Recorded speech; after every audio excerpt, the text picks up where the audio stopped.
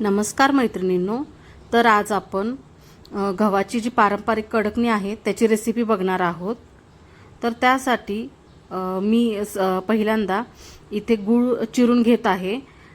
तुम्हाला हवा असेल तर तुम्ही गूळ खिसून सुद्धा घेऊ शकता. माझा इथे गूळ थोडा मऊ आहे त्यामुळे मी चिरून घेत आहे. आणि इथे मी 1 वाटी गूळ घेतला आहे. ह्याच वाटीने मी सगळं प्रमाण घेणार आहे. तर इथे 1 वाटी गूळ घेतला आहे आणि आता त्याच्यामध्ये मी जवळजवळ अर्धी वाटी गरम पाणी घालणार आहे. तर इथे मी पातेलं घेतलं आहे, त्याच्यामध्ये मी अर्धी वाटी पाणी घातलं आहे आणि ते उकळून घेतलं आहे. आणि त्याच्यामध्ये एक 10 मिनिटासाठी मी गूळ भिजण्यासाठी ठेवला आहे. ह्याच्यामध्ये गूळ वितळून जाईल कारण गूळ माझा जो आहे तो मऊ आहे.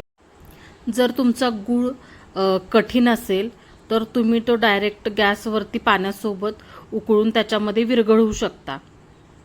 इथे मी त्याच वाटीने 2 वाटी गव्हाचे पीठ घेतले आहे आणि त्याच्यामध्ये 2 चमचे बेसनचं पीठ टाकलं आहे आणि त्याच्यामध्ये 2 चमचे रवा टाकला आहे. इथे मी ही पावपळी तेल घेतले आहे. हे मी गरम करून पिठामध्ये ओतणार आहे. इथे मी अर्धा चमचा वेलची पूड यूज केली आहे. इथे मी तेल उकळून घेतलं आहे आणि गरम तेलाचे मोहन जे आहे ते मी पिठामध्ये ओतले आहे. पहिला सगळं चमच्याने व्यवस्थित मिक्स करून घ्यायचे कारण तेल गरम असते, हाताला भाजू शकते. इथं मी जे सर्व पीठ आहे ते आता हाताने एकसारखे करून घेत आहे, जेणेकरून जे तेल आहे ते सर्व पिठाला एकसारखे लागेल. पिठाला व्यवस्थित तेल एकसारखं चोळून घेतलं की मग त्याची एक मूठ करून बघायची. जर त्याची मूठ तयार होत असेल तर आपली जी पीठ आहे ते तयार आहे. आता आपण याची कणिक मळून घेऊ शकतो.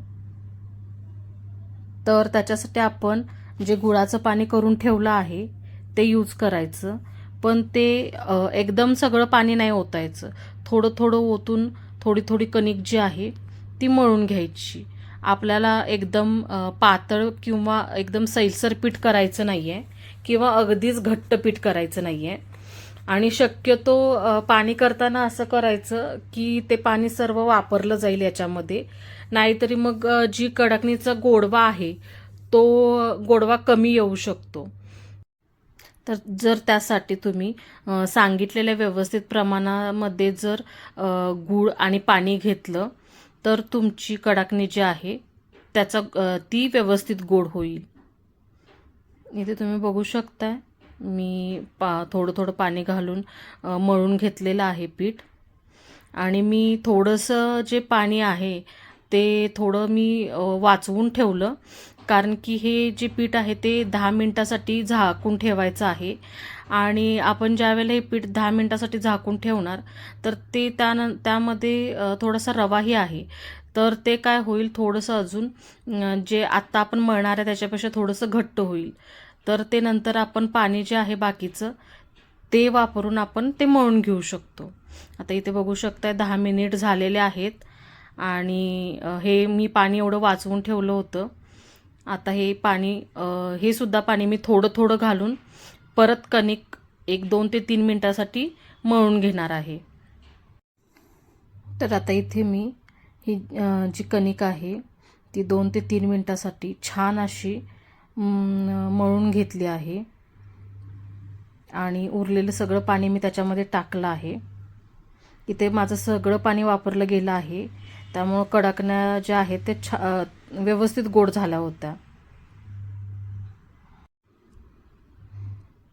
तर आता इथे आपली कणिक जी आहे ती व्यवस्थित मळून झालेली आहे. आता आपण ह्याचे लहान लहान गोळे करून जे आहे कडकण्या सगळे एकदम लाटून घ्यायच्या आहेत.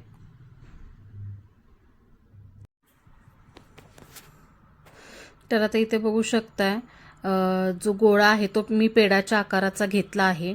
जर तुम्हाला हवा असेल तर तुम्ही असंच एक पेढ्याच्या आकाराचे गोळे करून त्याच्या छोट्या छोट्या कडाकण्या लाटून घेऊ शकता, किंवा एकच मोठी चपातीसारखी कडाकणी लाटून घेऊन त्याच्या छोट्या छोट्या कडाकण्या ज्या आहेत ते कशाच्या तरी साहाय्याने काढून घेऊ शकता. तर अशा प्रकारे इथे आपण गव्हाचं पीठ वापरून कडाकण्या सगळ्या ज्या आहेत त्या लाटून घेणार आहोत. आणि कडाकण्या एकदम पातळ लाटायच्या आहेत, म्हणजे त्या फुगणार नाहीत आणि त्या एकदम कुरकुरीत अशा होतील. इथे बघू शकता सगळ्या कडाकण्या मी ज्या आहेत त्या लाटून घेतल्या आहेत.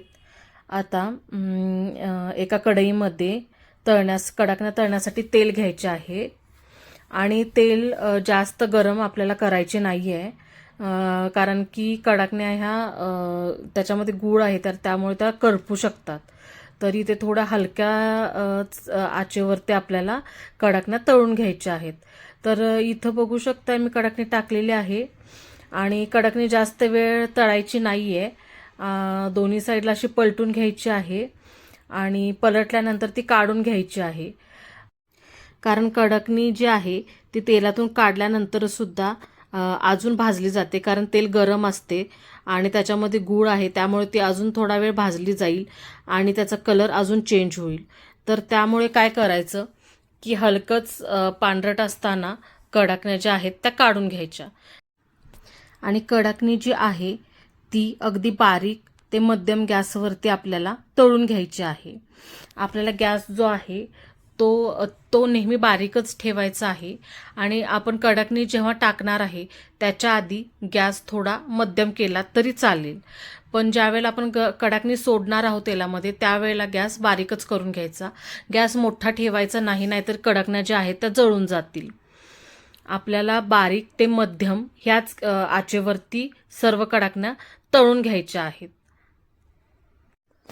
तर अशा प्रकारे इथे मी सर्व कडाकण्या बारीक ते मध्यम गॅसवरती तळून घेतलेल्या आहेत.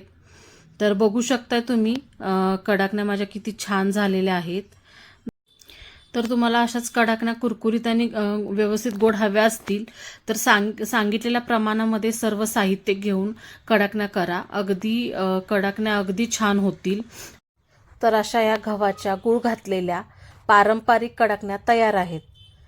जर तुम्हाला ही रेसिपी आवडली असेल तर व्हिडिओला लाईक करा, व्हिडिओला शेअर करा आणि चॅनलला सबस्क्राईब करायला विसरू नका. थँक्यू.